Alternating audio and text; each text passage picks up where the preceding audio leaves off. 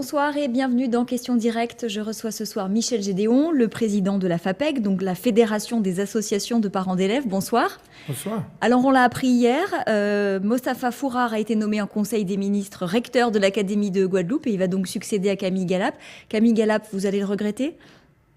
Vous savez, je crois sincèrement, il faut le dire, que l'homme a su créer, en tout cas, des conditions de dialogue au niveau du rectorat.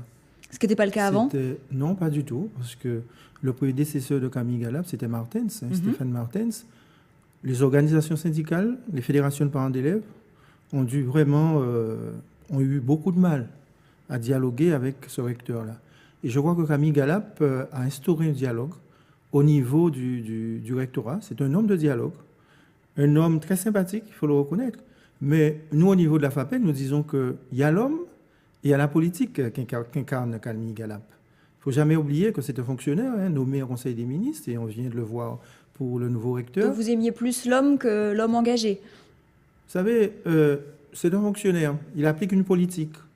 Mais c'est vrai qu'il y a eu quand même un style Galap.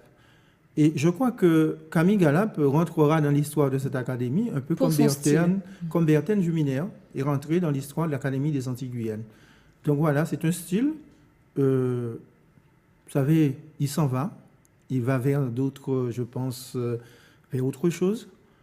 Nous avons eu la chance de dialoguer, de le rencontrer, de discuter avec lui. Maintenant, nous n'étions pas d'accord sur tout, parce qu'il appliquait la politique du gouvernement. Il faisait son job. Et nous également, en tant que fédération de parents d'élèves, nous avons fait notre job et nous allons continuer à faire ce job. Alors justement, une des dernières choses que Camille Galap a pu réaliser en Guadeloupe, c'était les fameuses assises de l'éducation, qui fêtaient d'ailleurs les 20 ans de l'Académie de Guadeloupe. Est-ce que ces assises, vous pensez qu'elles vont accoucher d'une souris, ou bien alors est-ce qu'elles vont permettre de mettre en place véritablement une éducation adaptée à nos réalités locales ? Vous savez, nous avons été à l'ouverture de ces assises pour dire deux choses. Premièrement, on regrettait la place qui était celle des parents d'élèves dans l'organisation de ces assises. Pas du tout. Il y a eu des tables rondes, et dans ces tables rondes, il n'y avait aucun représentant de parents d'élèves, ni d'organisation syndicale d'enseignants.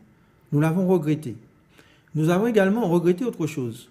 Lors de ces assises, on fêtait les 20 ans de l'Académie de Guadeloupe. Malheureusement, ceux qui se sont battus à l'époque, tous les syndicalistes de l'époque, n'étaient pas invités.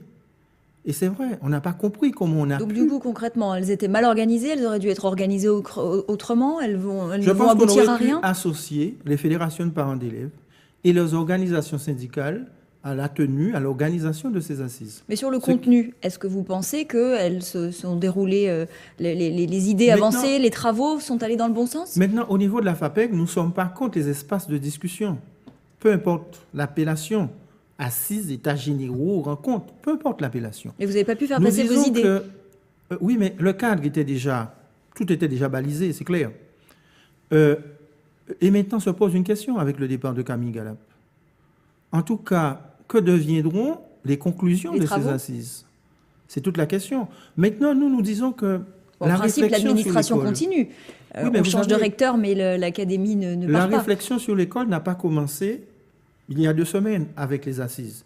Depuis des années, il y a des gens en Guadeloupe, et notamment au niveau de la FAPEC depuis 1986, qui réfléchissent sur une école ancrée dans la réalité guadeloupéenne. Depuis des années, ne cessons de le dire.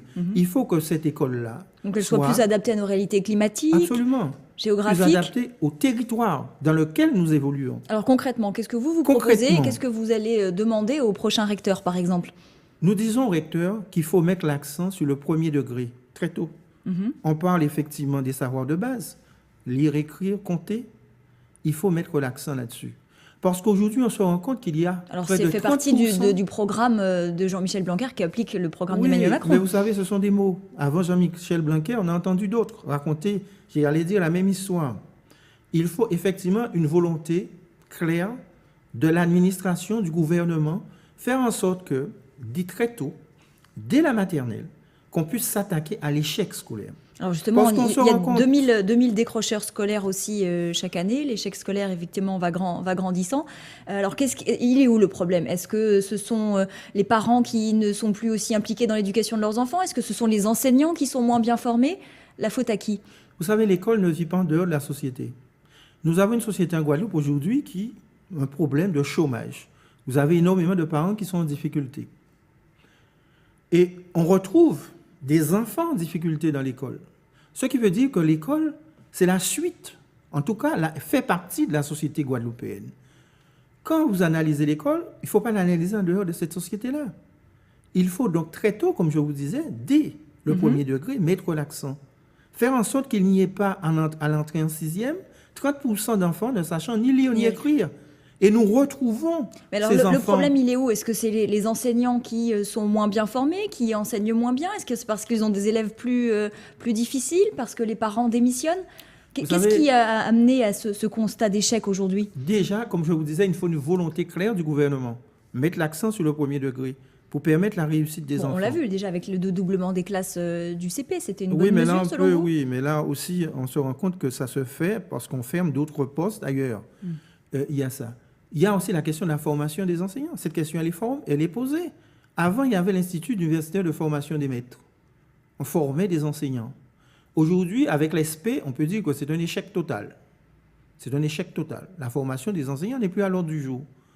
Vous retrouvez des enseignants qui arrivent, effectivement. Donc ils sont démunis face à des classes, parce que c'est vrai qu'ils sont face à des élèves. Oui. Donc ils sont aujourd'hui démunis. Avoir la licence, d'accord, ne fait pas d'un homme un pédagogue. C'est un boulot. Vous apprenez effectivement ce travail-là. L'UFM était là pour ça. Ils ont démantelé l'UFM. Les gouvernements ont démantelé l'UFM. Est-ce que ça solutionnerait le problème? Parce qu'on voit aujourd'hui des élèves qui insultent des professeurs qui insultent des élèves. Il n'y a plus d'autorité, il n'y a plus de respect. Tout cela, ça se conjugue au passé? C'est révolu? Non, je ne dirais pas ça. Dans certaines classes, et il y a des enfants, il ne faut pas qu'on caricature, hein. Dans toutes les écoles de Guadeloupe, dans toutes les classes de Guadeloupe, les gens ne sont pas en train de s'insulter. Pas du tout. Vous avez des enseignants... En tout cas, ça circule sur les réseaux sociaux énormément. Vous avez des parents qui n'assument pas leurs responsabilités. Nous sommes une fédération de parents d'élèves, nous le disons. Nous disons à nos parents, si vous n'assumez pas vos responsabilités, ce n'est pas sérieux. En tout cas, la FAPEC ne va pas vous encourager dans cette voie-là. Il faut être responsable. Il faut s'assumer en tant que parent. Maintenant, la vérité aujourd'hui, c'est que vous retrouvez aussi avec des enseignants qui ne sont pas formés. Dans l'Académie de Guadeloupe, quasiment tous les enseignants remplaçants, il n'y a pas de... Ce sont des contractuels. Il n'y a pas d'enseignants titulaires remplaçants dans cette académie-là. Donc, on se retrouve avec des enseignants qui n'ont pas la formation et qui sont devant les élèves. Oui. Se pose la question de la formation. Maintenant, c'est vrai qu'on se retrouve parfois dans des classes où les enfants sont un peu agités. Mais vous savez, si vous avez en face de vous un enseignant qui sait tenir sa classe, qui vous donne envie d'apprendre, qui vous transmet cette envie, vous êtes là et vous n'avez pas envie de repartir. Vous voulez rester dans cette classe, vous voulez apprendre. Maintenant, c'est ça l'apprentissage. Bien sûr. Alors, juste une dernière question, parce que le temps passe. C'était l'autre grande actualité de la semaine, la réforme du baccalauréat. Est-ce que cette nouvelle formule assez révolutionnaire qui met fin au bachotage est une bonne formule selon vous? Une bonne formule. On verra à l'usage. Maintenant, on peut déjà dire que ça commence mal. Parce que vous avez une réforme qui concerne effectivement le général, technologique, et pas le professionnel, pas le bac professionnel. En tout cas, la filière professionnelle n'est pas touchée par cette réforme. La filière technologique non plus. Donc c'est une réforme qui n'est pas aboutie? Non, ce n'est pas une réforme aboutie. C'est une réforme qui va concerner ceux qui seront effectivement, qui vont passer le bac en 2021, c'est-à-dire nos enfants qui sont aujourd'hui en troisième. Mais ce n'est pas une réforme aboutie. Maintenant, c'est une réforme qui également donne la part belle à l'oral. Il faudra préparer les enfants à l'oral. C'est prévu, d'ailleurs, dans le programme. Oui, on verra. On aura l'occasion d'en reparler. Michel Gédéon, c'est déjà la fin de cette émission. C'est déjà la fin. Merci beaucoup d'avoir participé à Question Directe. C'est la fin donc, de cette émission. Tout de suite, l'information continue sur ATV Guadeloupe avec le journal de la rédaction d'ATV. Bonne soirée.